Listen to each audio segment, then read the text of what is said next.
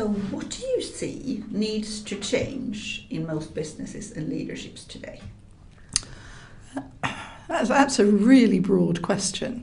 I think in terms of the board and the board composition, bearing in mind the board don't run the business, but are there as custodians of all the stakeholders of the business and to see the business does the right thing.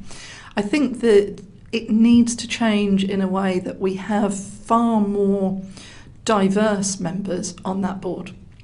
And when I talk about diversity, I'm not just talking about gender.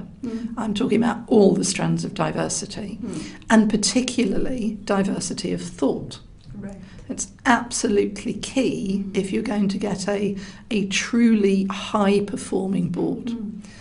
Of necessity, all of the other elements need to be there, such as the practices, the processes, the advice from basically the General Counsel about how the business should be governed. But it's the dynamic in the board that will determine whether that business really thinks carefully about where it's trying to go, what its threats are, and how it addresses those. Yeah. Sometimes when organizations get a bit larger, some of the energy and innovation dampens. Yes. How do you keep that from happening? How do you keep the companies and the boards focused on some of the renewal topics? In terms of the boards focusing on innovation, I mean, a litmus test is always just taking a look at the agenda.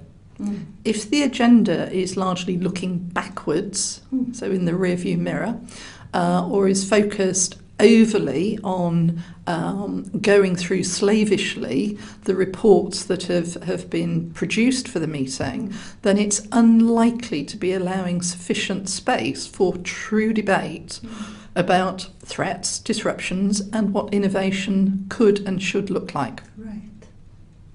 Very good. And how do you see digital, which we talked about before, impacting the businesses and the leadership of today? Digital impacts everything we do. And if I think back to even 5 years ago, we didn't have half of the digitally enabled tools that we have now. So the good thing about digital is we can look very creatively at what needs to be done by individuals and what can be done by technology, and how certainly digital technology can make our products and services more accessible to a broader range of potential customers. So I think the impact of digital is huge. I think the knowledge of digital in some major boardrooms is not. The really good boards make sure they get that external impetus from thought leaders in this area. And we'll go to Silicon Valley, we'll invite people from, say, Google in to talk to them and so on, just so as they keep pace. Right.